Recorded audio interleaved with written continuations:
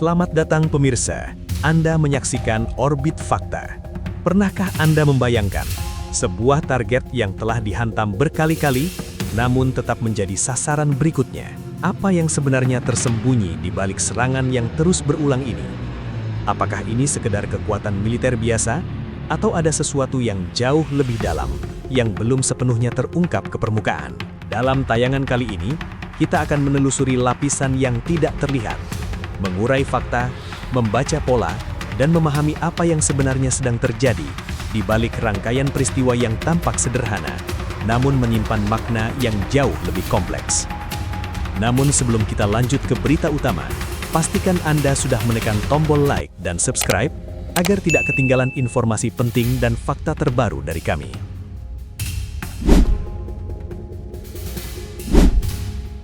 Pernah ada momen ketika satu lokasi militer dihantam berkali-kali, namun tetap muncul kembali dalam daftar sasaran. Pada 22 Juni 2025, Amerika Serikat meluncurkan serangan besar ke beberapa titik strategis di Iran, termasuk Fordo, Natanz, dan Isfahan. Fokus dunia saat itu tertuju pada Fordo karena kedalamannya yang ekstrim.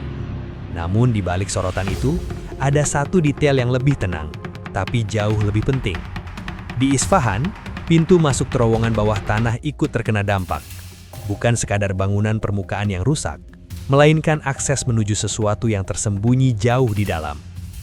Beberapa bulan setelahnya, tepat pada 27 Februari 2026, laporan dari Badan Energi Atom Internasional mengungkap gambaran yang lebih jelas. Isfahan bukan hanya fasilitas biasa. Di bawah tanahnya terdapat jaringan yang tidak sederhana. Ada indikasi penyimpanan uranium yang telah diperkaya hingga tingkat tinggi. Ada pula struktur yang diduga menjadi bagian dari sistem pengayaan baru yang belum pernah diperiksa secara langsung. Informasi ini bukan sekadar tambahan data. Ini mengubah cara melihat Isfahan dari satu titik menjadi simpul dalam jaringan yang lebih luas. Ketika serangan kembali terjadi pada 31 Maret 2026, banyak yang mengira ini hanya kelanjutan konflik biasa. Ledakan terlihat, asap membumbung, dan berita bergerak cepat. Namun jika ditarik ke belakang, ada pola yang mulai terlihat. Lokasi yang sama kembali disasar, bukan karena gagal memilih target, tetapi karena target tersebut belum selesai. Bukan selesai dalam arti rusak, tetapi belum selesai dalam arti dihentikan sepenuhnya. Yang membuat situasi ini semakin menarik adalah sifat dari target itu sendiri. Fasilitas bawah tanah tidak bekerja seperti bangunan di permukaan. Bagian luar rusak, bagian dalam belum tentu ikut hancur. Terowongan bisa diperbaiki, jalur akses bisa digali ulang, struktur inti bisa tetap utuh meski pintu masuknya tertutup reruntuhan. Artinya, serangan pertama mungkin hanya memutus akses sementara, bukan menghilangkan fungsi secara total. Isfahan dalam konteks ini mulai terlihat sebagai titik pertemuan berbagai fungsi strategis. Penyimpanan, distribusi, dan kemungkinan pengembangan teknologi berada dalam satu kawasan yang saling terhubung. Ketika satu bagian terkena dampak, bagian lain masih bisa menopang sistem secara keseluruhan. Inilah alasan kenapa satu serangan tidak cukup, karena yang dihadapi bukan satu objek, melainkan sistem yang memiliki redundansi dan kedalaman. Di permukaan, yang terlihat hanyalah ledakan dan kerusakan. Namun di bawah tanah, yang terjadi adalah perlombaan antara perbaikan dan penghancuran. Setiap serangan mencoba menutup celah yang mungkin digunakan kembali. Setiap celah yang tersisa berarti potensi aktivitas yang belum berhenti. Ketika bom penetrator digunakan, itu menjadi sinyal bahwa sasaran tidak berada di luar jangkauan biasa. Senjata ini dirancang untuk menembus lapisan harus sebelum meledak. Itu berarti targetnya bukan gedung yang terlihat, tetapi ruang yang sengaja disembunyikan. Dalam konteks Isfahan, ini mengarah pada satu hal yang semakin jelas. Yang diburu bukan sekadar lokasi, tetapi isi yang berada jauh di bawahnya.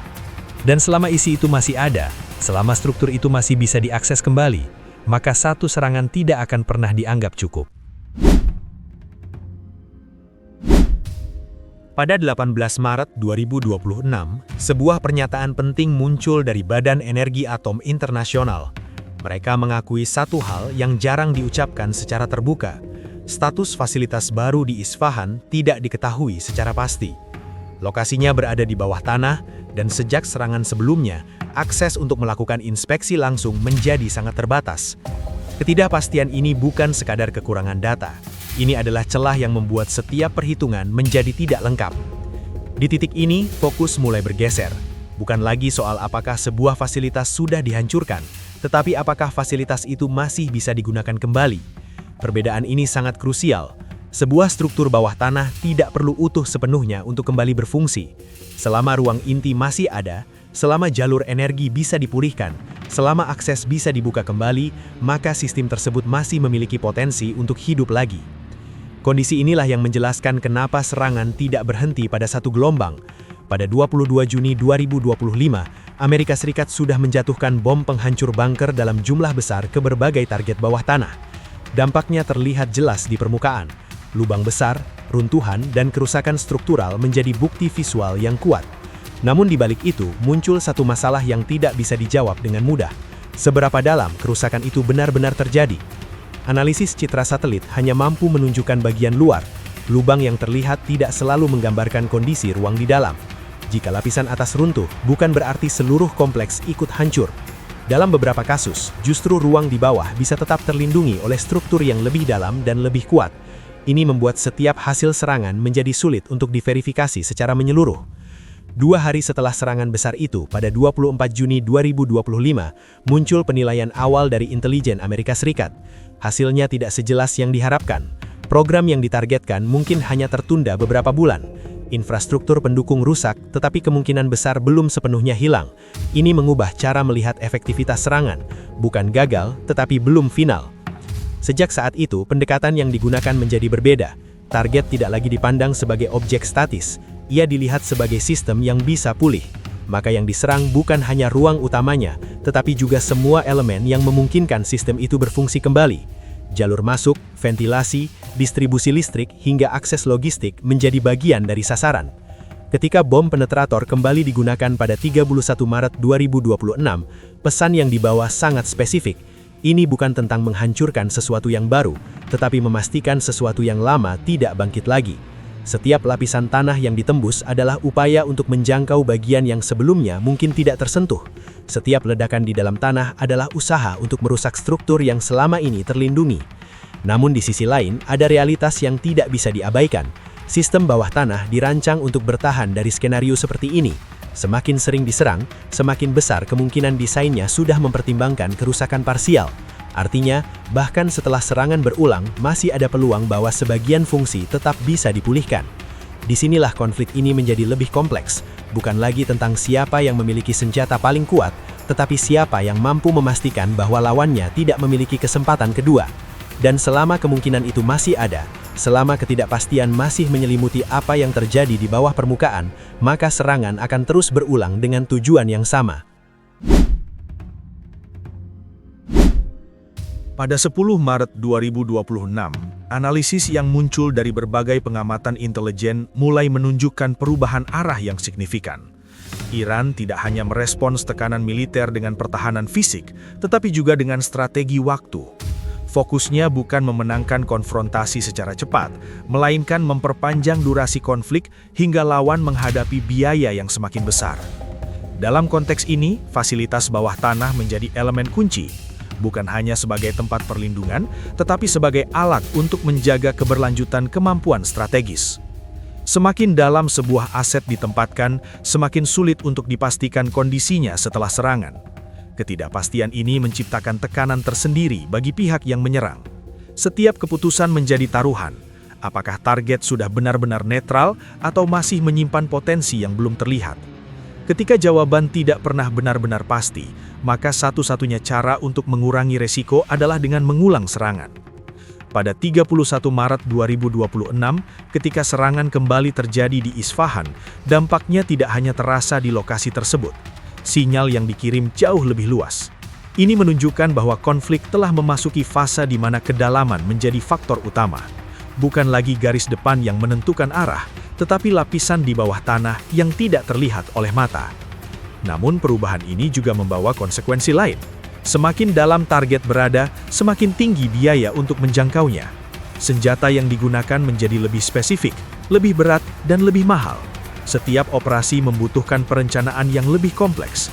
Ini berarti tekanan tidak hanya dirasakan oleh pihak yang bertahan, tetapi juga oleh pihak yang menyerang. Pada 1 April 2026, kekhawatiran mulai muncul dari kawasan Teluk. Negara-negara di sekitar Iran melihat kemungkinan bahwa konflik ini tidak akan berakhir dengan hasil yang jelas.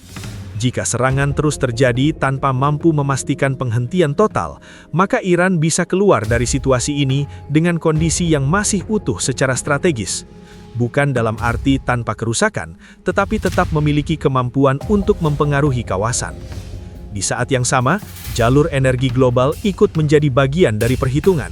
Selat Hormuz, yang menjadi salah satu titik paling vital dalam distribusi minyak dunia, berada dalam jangkauan pengaruh Iran. Ketika konflik berlarut, resiko terhadap stabilitas pasokan energi meningkat. Ini menambah dimensi baru dalam konflik yang awalnya terlihat sebagai konfrontasi militer semata. Kembali ke bawah tanah, disitulah inti dari semua ini berada. Setiap terowongan, setiap ruang tersembunyi, setiap struktur yang tidak terlihat, menjadi bagian dari permainan yang lebih besar. Yang dipertaruhkan bukan hanya fasilitas, tetapi waktu, ketahanan, dan kemampuan untuk bertahan dalam tekanan yang terus-menerus. Dalam kondisi seperti ini, kekuatan tidak lagi diukur dari seberapa besar ledakan yang dihasilkan. Kekuatan diukur dari seberapa lama sebuah sistem bisa bertahan setelah dihantam berulang kali. Dan selama masih ada bagian yang tidak bisa dipastikan hancur sepenuhnya, selama itu pula konflik ini akan terus bergerak. Tidak di permukaan, tetapi jauh di dalam lapisan yang tidak terlihat.